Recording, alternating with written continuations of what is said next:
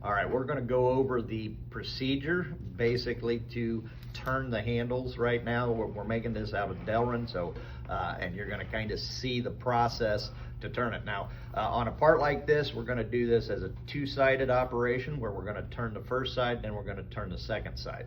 Now, in turning, there are some rules. This is 1-inch diameter Delrin. If we are extending out past our chuck, there are some ratios, like a 3-to-1 ratio, 5-to-1 ratio, and so forth. Typically, if we go past 5-to-1, so that's the length is 5 times greater than the diameter, holding that, typically we would want to put this in a center to help support the other end. So, and that would be a live center that we would put in the tailstock. Now, I'm just a little bit under that length, so we're gonna kind of use this. So I'm about 5.5 inches away from my chuck jaws. I am gonna kind of face and center drill on this to put a little center in my part. We're turning this at 1100 RPM.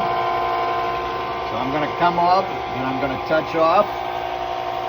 So we're gonna touch off right there. I'm gonna take about 20 thousandths. Now, without the live center to support that, so that is basically kind of going to push off just a little bit. So there is my face. So I've faced that off. So we're going to remove this. Yes, your question? The live center? The live center would be down here.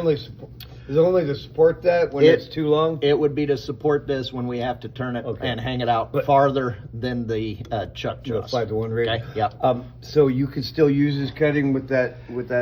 I could to use a center. We first have to have a center put in the part. So I still need to put a center drill in. Now, typically, a lot of guys would have this up closer in the chuck, and they would face and put the center drill there to get their center where it's more rigid. So I'm moving my tailstock up.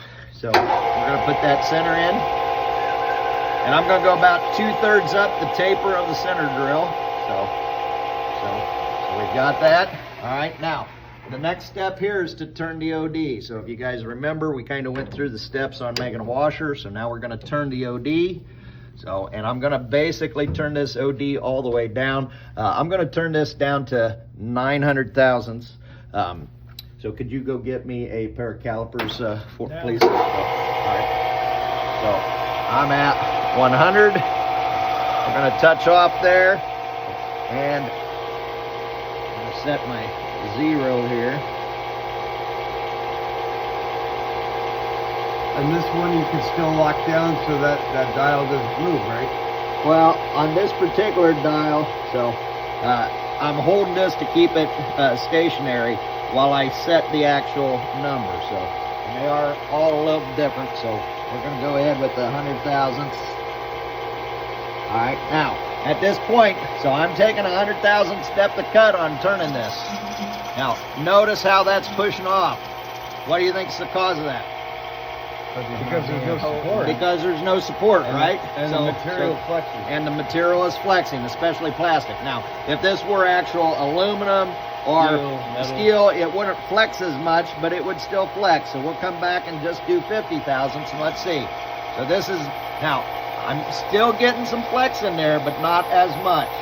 So you got to kind of think about how you're supporting that piece as we go and cut this. And now, typically over this length, so I'm going to cut this. Don't crash the machine, man. No, I'm going to go up to and get close to the jaws, so you got to pay attention. So I'm going to get about 1/4 inch away from the jaws. Okay. Now, so you guys kind of saw that reaction there. Let's go ahead and take my chuck out so that I center drilled. So we're taking the chuck out here. And you're going to put the live one in? I'm going to put the live center in. So, and the live one is only for basically support for the longer pieces? It's going to help hold that rigid, yeah. So, I mean, it doesn't serve a function besides support. It doesn't like drill. It just... It will It not spins. drill. Yeah, so in this case, we move our tailstock up, we lock the tailstock in place, and I'm gonna push my live center up a little Until bit, it goes- and then I'm also locking in the spindle on the tailstock. So when Okay? you put it in till it won't go anymore and then lock Correct. it? Okay. So you want that nice and tight on here, so. That's what I thought. All right, so, okay. Now, as we go, so let's go here with another. So we are at 100 thousandths now. And now because I'm getting pretty close, I'm gonna basically have this be a pretty nice feed. And right now I just want you guys to do this feed by hand, so try to get the feel of how you can make a nice surface finish just by using and keeping your hands nice and stationary. So yeah, this would be typically, if I was doing this in metal, I would also have a little shield that would kind of block some of the chips. So that would be kind of forming and stuff. So, and I'm going to turn all the way back down to the shoulder. So you hear it or? Well, I can see where that tool is. I'm going to stay a 1/4 of an inch away, right? So I'm about into my shoulder right now. Bring the tool out away from the part. Back it up. Turn it off. So now we're going to take a measurement. We're going to see where we're at. So we can also kind of get the bird's nest off of there. So, and all right. So on my measurement now, 0.82. I am at 878. And I want to be 7/8, which is 875. So I'm 3/1000ths over the 875. So I'm within tolerance. So that's that side of this. So that is the first step to turn this handle on the back side. Actually, there's 2 more things that I want to do here as I think about. We're going to make a little hub here, about 1/8 of an inch. So now I'm going to come in here. What do you mean? I'll show you. So Where are you talking about a little yeah, recess? we're gonna basically do a little shoulder on the end and another little shoulder up here. So we're gonna kind of come in here. I'm gonna turn this on. We'll touch that off. You can see I'm touching off there. So now I'll set my dial here, and I'm gonna basically take this to a 1/4 of an inch on this one. I'm gonna make a little 1/4 inch tub. So, and we're at 7/8. So now remember how much that flexed before. So okay, I'm gonna go 125 thousandths. Excuse his eyes.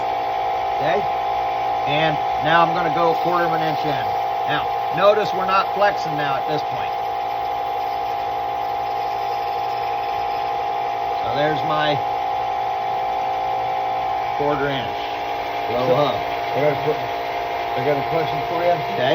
That dial you're dealing with right now, that's Yeah. your x-axis? That is the z-axis. So this dial moves in my Oh, so z. it- So z is this way. Okay, so that's the not- x is this one. X moves this way. Okay. Okay. Alright. Now, at this point, so we're gonna kind of come down. I've set that to 0. I want to go 5 inches towards that. We'll see. I think I got enough 5. 1 complete revolution is 3/4 of an inch. So there's 3/4. There's 1.5. So you think about it. So there's 1.5 at that point. So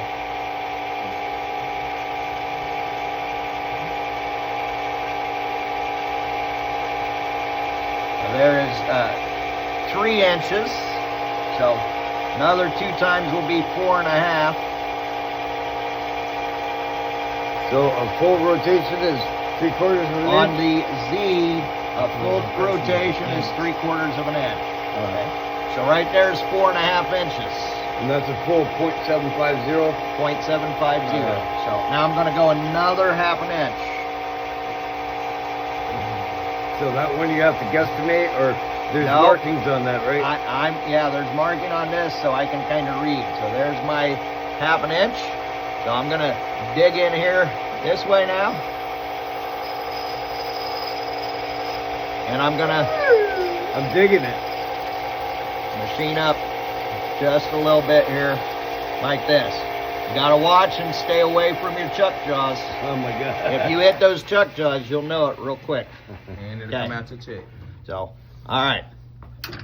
So we have the first side kind of done at this point. That was actually mighty close, my Okay. friend. Hey, I had 30 years experience. You guys are going to be a little farther away from that when you I don't do have the this. sight or the touch. That's it. Yep. Do I have the touch? We're out from Richland College.